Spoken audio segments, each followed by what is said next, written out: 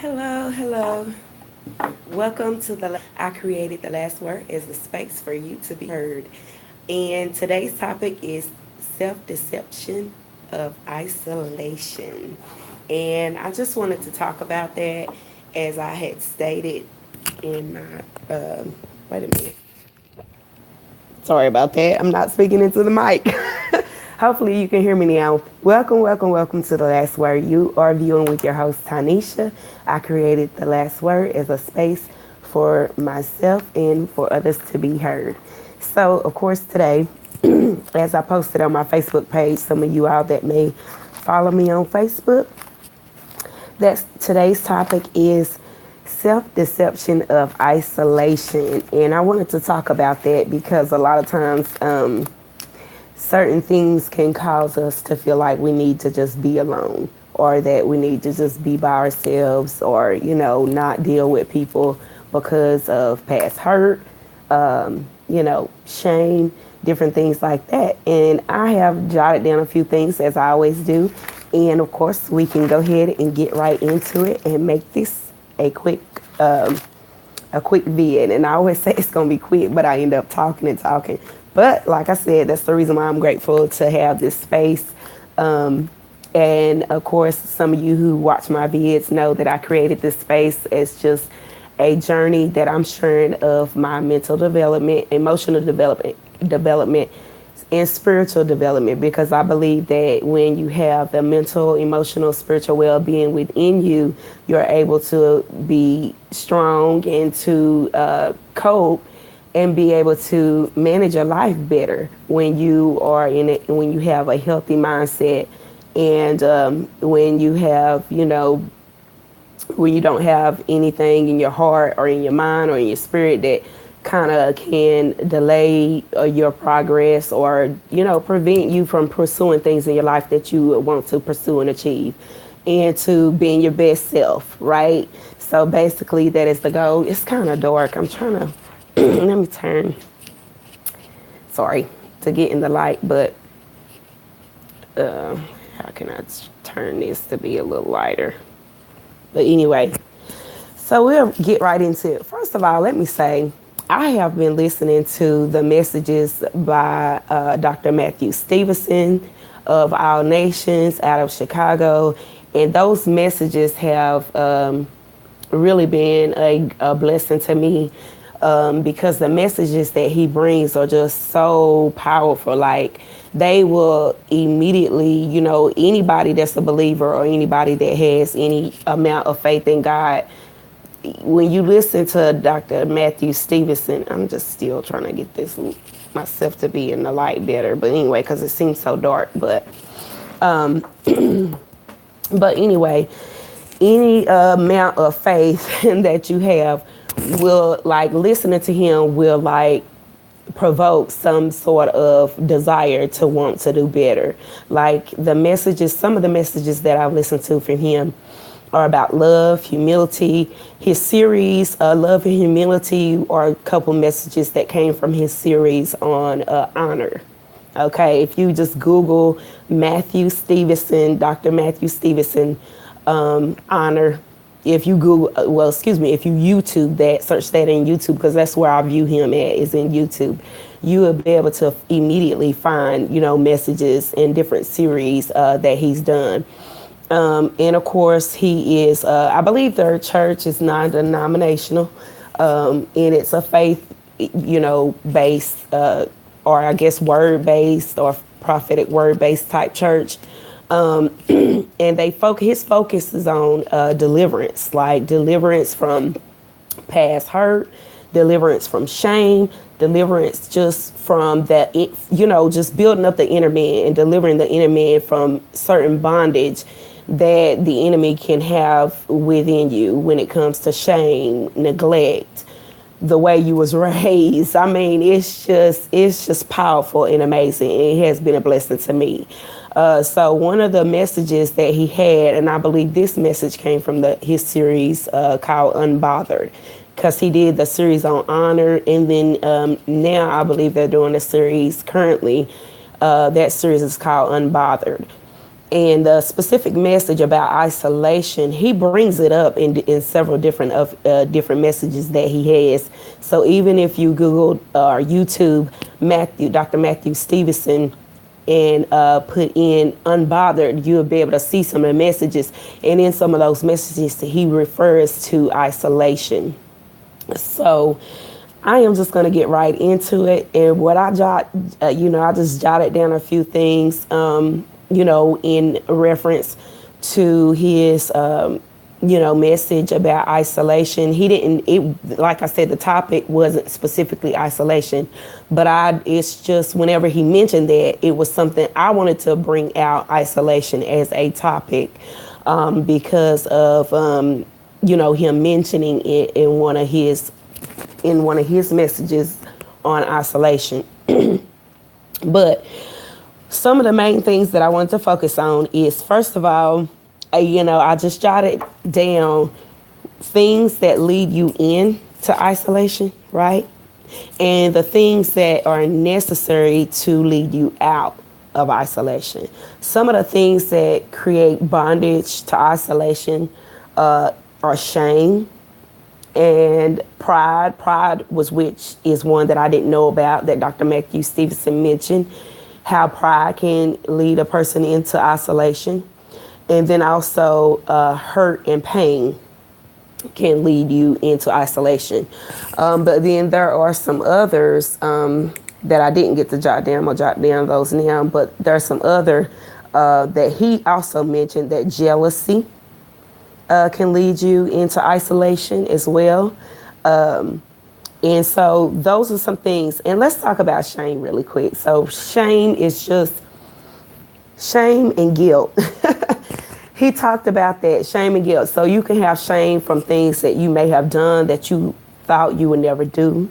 You can have shame from a past experience of someone harming you in your childhood or adolescent life, right?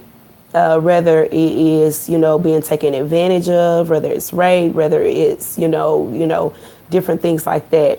Shame can come from past, things that you never thought that you would do. And I know for me, I have dealt with shame because, of course, with me having a child out of wedlock, and being in the church at the time that occurred, and not only just having a child, but other things that I do, other things that I still struggle with even today, will keep a person bound into isolation. And I wanted to talk about that because not only did he mention about the isolation and how these things can lead you into it, but that it is a self-deception. Because a lot of times when we lead ourselves, or when we allow certain things to lead us or to cause us to go into isolation, it's because we are deceiving ourselves. You understand? We are deceiving ourselves to think that being alone or being isolated can improve our situation or make our situation better, when in reality it doesn't. And the reason why it doesn't is because there's over a billion people on this whole planet, right? And there's over a billion people on this whole planet for a reason. And the reason being, and another reason being that, of course, like I said, if you're a believer, God created this earth, and when he did, he created man, and then he created a woman for the man, and he told them to multiply on the earth, right? And he said that man should not be alone. So that should let you know that relationships are important, and that you are deceiving yourself when you think that going into isolation or being by yourself is going to make your situation better. It doesn't, because because the relationships that you have in your life are important, and relationships create growth. Relationships create access, right? Relationships create effective love. Okay, that's how you if you're alone, you're not exercising the love for others if you're alone and not with others, right? In social settings, it's so much more that we could talk about when it comes to this topic of self-deception and how isolation causes you to deceive yourself. You understand? Because a lot of people, they don't like developing new relationships with people. They have friends with the same people that they've always had relationships with, that's nothing wrong with that. Okay, but new relationships help you to grow, and it meets you in your process or your progress, and it catapults you into just continuing to expound your territory, your gifts, and everything that you're capable of doing when you allow new relationships and new people in your life, positive, that is. Okay. So shame, we talked about shame a little bit, how past experiences that you've done, things, if you've ever compromised your character, things that you've done that can cause shame, right? And some things that lead you out of isolation when it comes to shame is acceptance, right? Being able to be accepted for who you are, the mistakes that you made, and being able to really receive love in someone to be able to accept you just that way. But if you're in isolation, nobody has the opportunity to show you that love and acceptance, right? And the self-deceiving thing about it is, like I said, this is inspired by Dr. Matthew Stevenson, and what he was saying is that the self-deceiving thing about that acceptance, about isolation and acceptance, is because you isolate yourself because you claim that people don't treat you right. But if you're isolated, you're not in the presence of others for them to be able to give you opportunity to have the opportunity to treat you and love you and accept you in a way that they should, because you've isolated yourself. You understand? So I'm grateful for that, and I've had my experience with isolation, but now I'm grateful for this channel. I'm grateful for the growth that I'm getting, because now I'm so open to new connections, meeting new people, even while still being friends and being, loyal, I guess some people say, to friends that I've always had. Not only that, taking them along if they choose to come, right? On this journey that I'm going on into personal development and focusing on things that is going to improve my mindset, improve my emotional state, improve my mental well-being, right? Okay. So pride. Let's talk about pride now. So the pride. What can we say about pride? And I'm running low on time, so I'm trying to make it quick. A lot of times he said that pride can lead us into isolation is because we get puffed up with knowledge or whatever it is that we may feel that we know that someone else doesn't know. So we don't have the humility, which is what will lead us out of a prideful isolation. We don't have that humility to accept what others bring and how others can enhance us and how others can be able to bring the knowledge that we think we have, because we don't know everything. We don't know everything. Pride of life. Okay. One way I think some of the things that I'm interjecting here or discussing here wasn't necessarily directly from Dr. Matthew Stevenson, but most of it is because this is what my take on it and what I took away from, the message and when he mentioned about isolation. But like I say, pride, the one thing that leads you out of that is humility, right? People can have the pride of life. You understand? They feel that because of their material goods and the material wealth that they have acquired puts them in a position to not need anything from somebody who has less than them. You understand? But material goods and different things like that doesn't mean that you are rich or in spirit, right? You may lack you definitely may lack humility. It doesn't mean that everybody who's materially wealthy has a lack of humility. I mean, because you have people who are well off and the most humble people that you will ever meet, right? But we're talking about in a situation where your pride has led you into isolation because you're haughty and you don't, want to hear from somebody who maybe didn't have an experience that you had or don't have the money that you have or what have you, whatever the case may be, because you're up here and they're down here. You understand? But you just use your better and good judgment to be able to know, who it is that you should allow to advise you and who you shouldn't. But basically the issue with the pride is that, the Bible tells us that we should have many wise advisors, right? Much wise counsel, right? So when you have people around you that can give you wise counsel and different things like that, that can help you avoid a lot of traumatic situations in your life, a lot of bad decisions that you may make in your life. But if you're isolated, you don't have that. You understand? you don't have that, right? And then another one that leads you into isolation is hurt and pain. Okay. Sometimes you just withdraw because of the pain that you experience from people. And that's another thing that I have experienced in isolation.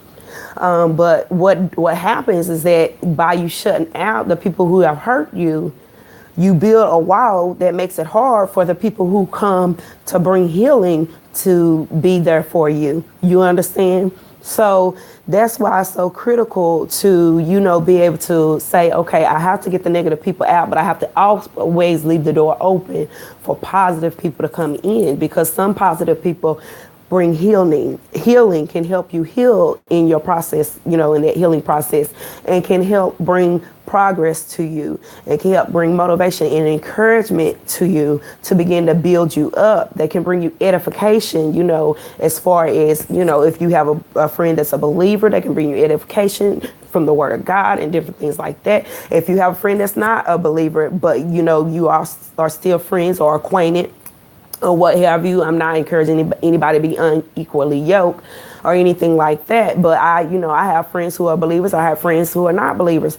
But some of the friends who are not believers I enjoy still being and spending my time with. You understand? Because we go out to eat, we have fun, we, do different things that are, that can help be able to just be social. You understand? Just to be social. You understand? And be able to just have fun from time to time. You understand? Because life is not all about just work, and, and never being able to just enjoy life in general and just be able to have time where you spend with friends and family and different things like that, right? So then, of course, the last one was jealousy, and that was the one that I just added just now. But sometimes I like what Dr. Matthew Stevenson did mention about that. Sometimes you isolate yourself because of jealousy, because you feel that you're not as well off as certain other people who, may be better off than you. So you isolate yourself out of jealousy, because in reality, you don't like the feeling of being around someone else who has better than you, who's doing better than you, or who is able to achieve better than you, has better skills than you, who has different talents than you. But that's the unique thing about the body of Christ, not only the body of Christ, but just people in general. You need those people, because even though you may not have the skill set that they have, that's the reason why you need their connection. Don't be jealous. You understand? It's room for us all to win. The skill set that they have can benefit you still, because our gifts and talents is in everything that God has blessed us with. Our abilities are for each other. God didn't give us those things for ourselves.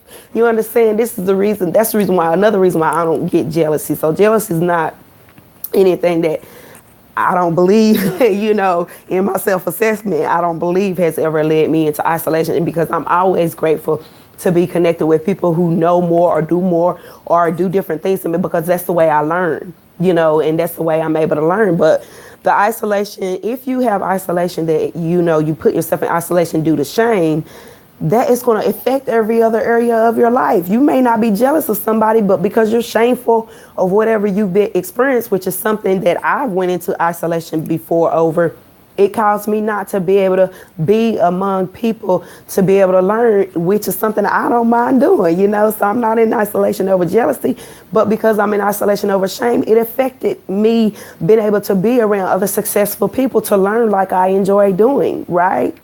Okay, so either way it goes, you will be self-deceived if you think that being alone is good, because it is not good.